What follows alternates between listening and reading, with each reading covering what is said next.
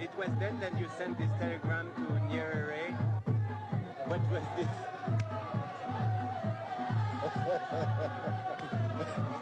Journalist, I think you read my telegram. Yes, what was it? Was it to make fun of him or? Because I love him very much.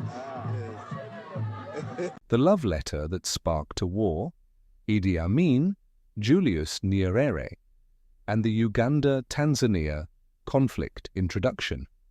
The Uganda-Tanzania War, also known as the Kagera War, was a military conflict fought between Uganda and Tanzania from 1978 to 1979. It resulted in the overthrow of Ugandan President Idi Amin by Tanzanian forces and Ugandan rebels. The war was shaped by a complex web of political tensions, territorial disputes, and personal animosities between the leaders of the two nations.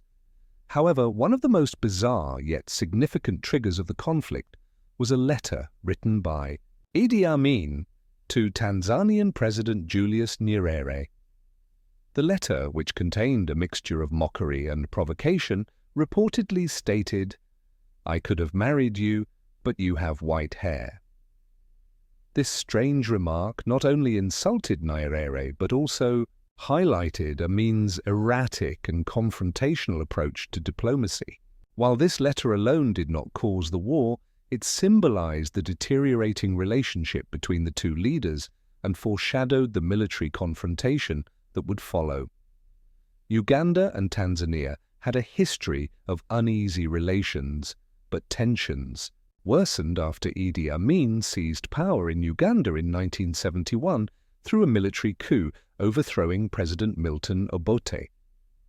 Nyerere, who had supported Obote and his government, refused to recognize Amin's new regime and even provided refuge to Ugandan exiles.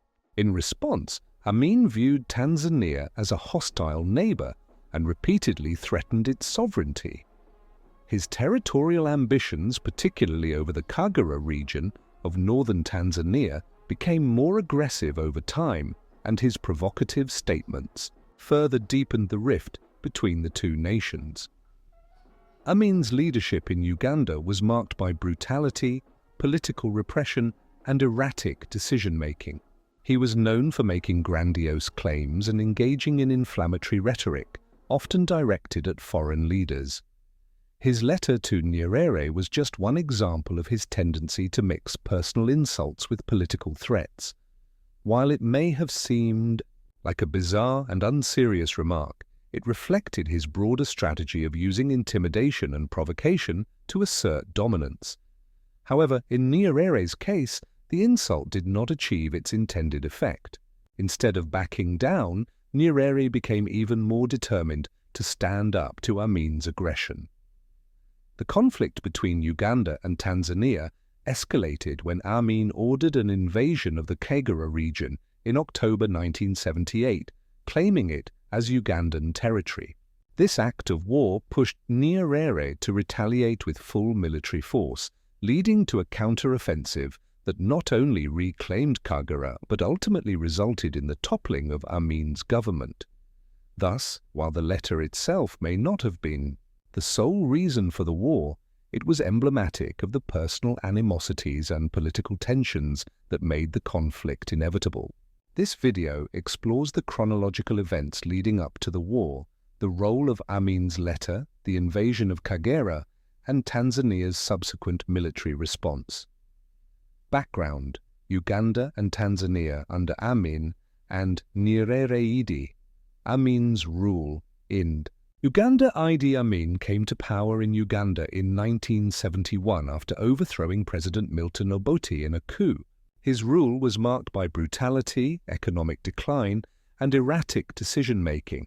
He sought to expand his influence in East Africa, often making provocative statements about his neighbors, particularly Tanzania. Julius Nyerere's leadership in Tanzania. Julius Nyerere, the president of Tanzania, was a socialist and Pan-Africanist who opposed Amin's dictatorship. Nyerere had supported Milton Obote and provided asylum to Ugandan exiles, which infuriated Amin. Their mutual animosity grew over the years, setting the stage for an inevitable conflict.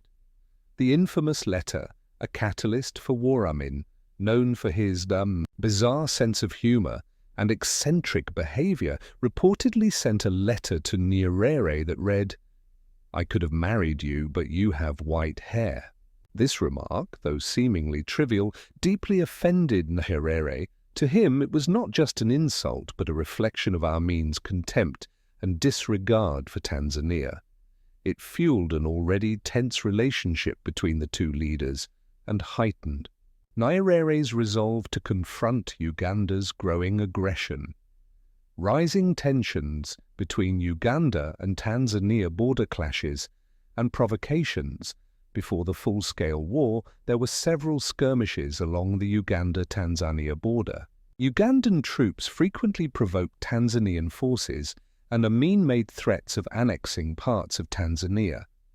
The tension escalated when Amin laid claim to the Kagera region in northern Tanzania, falsely arguing that it historically belonged to Uganda. Uganda's invasion of the Kagera region. In October 1978, Amin's forces crossed the border and occupied the Kagera region. This invasion was a direct challenge to Tanzania's sovereignty. Amin miscalculated that Nyerere would not respond militarily, underestimating both Tanzania's resolve and military capabilities. Tanzania's military response. Nyerere's decision to retaliate. Nyerere, enraged by Amin's provocations and the invasion, declared war on Uganda. He mobilized the Tanzanian People's Defense Force, TPDF, and allied with Ugandan exiles who sought to overthrow Amin. Unlike Amin, who was known for making impulsive military decisions, Nyerere planned a strategic and well-coordinated counteroffensive. The counteroffensive and liberation of Kagera by late 1978, Tanzanian forces, along with Ugandan rebels, launched a powerful counterattack. They quickly expelled Ugandan troops from Kagera and pushed deep into Uganda. Amin's military, poorly trained and demoralized, could not withstand Tanzania's well-organized forces. The fall of Kampala and Amin's escape in April 1979, Tanzanian forces captured Uganda's capital, Kampala. Amin fled the country, seeking refuge in Libya and later Saudi Arabia. His rule had come to an end, and Uganda began a new chapter under a government led by exiled Ugandan leaders who returned after Amin's downfall, a war sparked by insult and aggression. While the Uganda-Tanzania War was driven by multiple political and territorial issues, the infamous letter from Idi Amin to Julius Nyerere played a unique role in exacerbating tensions. Amin's words were not just an insult, they symbolized the deep-seated rivalry and disrespect between the two leaders. Ultimately, Tanzania's decisive military response reshaped Uganda's political landscape and removed one of Africa's most notorious dictators from power.